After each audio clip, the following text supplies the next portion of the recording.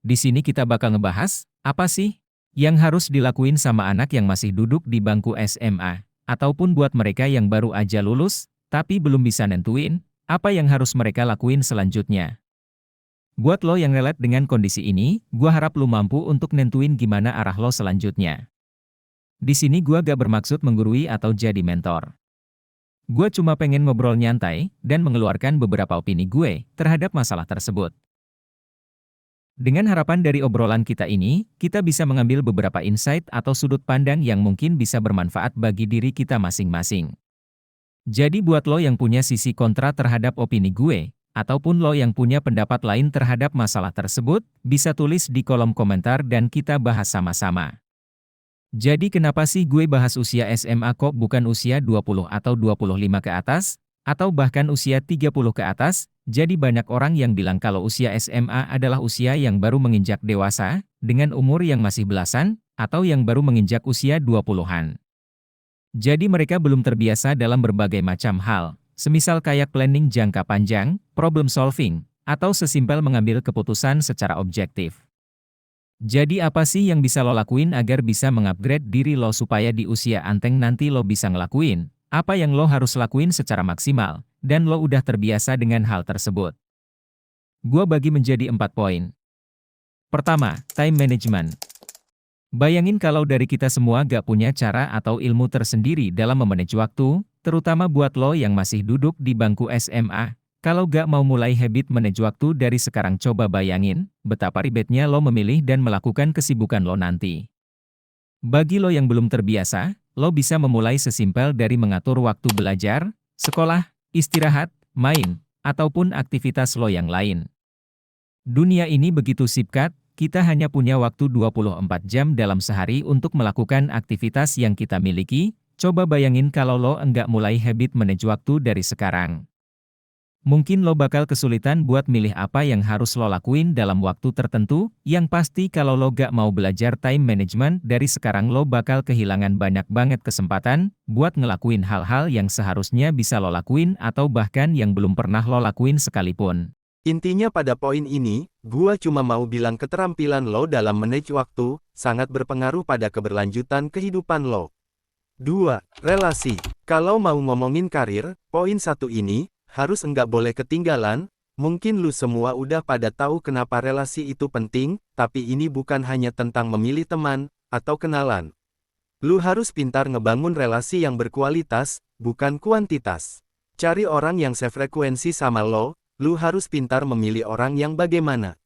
Yang pantas buat lo jadiin relasi, minimal dari komunikasi yang udah lu bangun dengan orang tersebut, ada benefit atau manfaat yang bisa lu ambil sekecil apapun itu. Lu sendiri harus bisa menyaring secara bagus, jangan sampai lu membangun komunikasi dengan orang yang salah. Lo enggak harus ngeluarin effort yang lebih buat orang yang enggak pantas buat lo jadiin relasi. Di sini bukan berarti gue nyuruh lu buat ngehindar dari orang yang udah lu kenal, lu udah gede, enggak ada lagi waktu buat welcome sama orang yang cuma mau main-main. Di sini gua gak nyuruh lu buat egois, tapi di era sekarang enggak ada suatu hubungan relasi yang enggak ngehasilin benefit satu sama lain. Lo harus pintar ngebangun lingkaran pertemanan, yang dimana lo dan teman-teman lo bisa dapat benefit dari pertemanan tersebut. Itu sangat berpengaruh buat keberlangsungan hidup lo. Kalau lu udah bisa ngebangun relasi yang berkualitas, bukan mustahil kalau lu bisa lebih mudah untuk sukses, atau malah lu bisa sukses bareng teman-teman lu.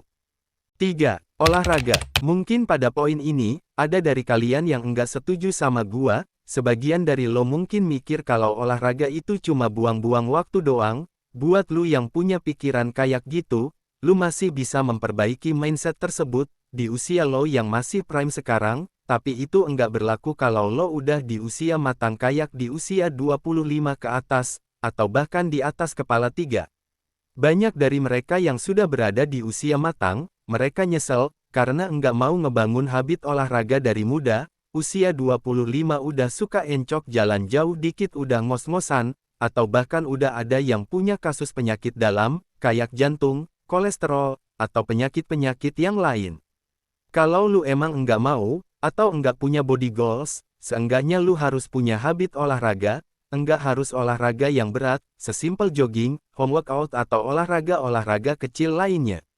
Kalau lu udah mau konsisten olahraga, apapun bidang olahraga lo, pasti ada perubahan fisik yang lo dapat, kayak yang sebelumnya body fat lo udah agak berlebih jadi berkurang, wajah lu jadi lebih bergairah, atau postur badan lo yang jadi lebih tegap. Bukan cuma perubahan fisik, pola pikir lo pun juga bakal berubah, mungkin dari yang sebelumnya lo mager-mageran, jadi lebih produktif, pikiran lo jadi lebih jernih, atau lo jadi lebih percaya diri dalam kondisi apapun. Kalau lu udah mulai kelihatan perubahannya, lu bakal lebih semangat buat ngelanjutin habit olahraga lu, atau bahkan buat lu yang sebelumnya enggak punya body goals, lu jadi punya ambisi buat ngebangun badan yang lebih estetik lagi. Terlepas dari itu semua, pasti dari kita enggak ada yang mau di usia pensiun nanti, lu harus direpotkan dengan penyakit-penyakit yang bahkan sebelumnya lo enggak pernah kepikiran, di usia yang harusnya lo menikmati semua hasil jerih payah, yang udah lo dapetin, lo malah sibuk sama penyakit yang lo alami. Jadi please mulai aja dulu, percaya sama gue, gak ada ruginya sama sekali. 4.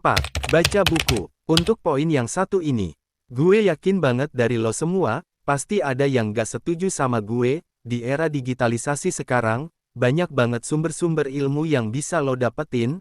Lo juga nggak harus effort buat baca per halaman, per kalimat, ataupun per kata. Lo bisa belajar lewat dengerin podcast, atau yang lain, atau lo bisa nonton video-video yang udah tersedia banyak di segala platform. Ditambah lagi sekarang konten kreator edukasi, udah banyak banget, entah itu di TikTok, Instagram, YouTube, atau platform yang lain. Lo tinggal milih, tapi buku tetaplah buku. Meskipun e-book udah banyak banget tersedia di internet, gua tetap saranin lo buat baca buku yang berbentuk fisik, karena benefit yang bisa lo ambil dari baca buku itu sendiri banyak banget. Bukan hanya lo dapat ilmu dan informasi baru, lo bisa belajar fokus, teliti, dan cara berpikir yang berbeda. Hampir semua orang-orang sukses di luar sana mengakui bahwa habit baca buku secara konsisten di dalam keseharian mereka adalah jalan untuk membuka lebih banyak sudut pandang. Mereka sendiri juga bilang kalau dengan rutin baca buku, bisa membantu mereka buat ngeraih kesuksesan. Ini bukan bullshit, mereka sendiri yang udah bilang, tinggal lo lagi mau mulai kapan, untuk membangun habit ini. Dan lo enggak harus mulai dengan baca banyak buku, cari buku yang basically lo udah tertarik dari awal buat ngebaca buku tersebut, atau enggak, cari yang menurut lo isi dari buku tersebut cocok sama yang lo cari, mulai dengan baca minimal per paragraf sehari. Enggak usah banyak-banyak dulu, yang terpenting lo bisa nangkap benefit apa yang bisa lo ambil dari buku tersebut, lakuin secara konsisten, karena banyak banget manfaat yang lo sebelumnya enggak tahu.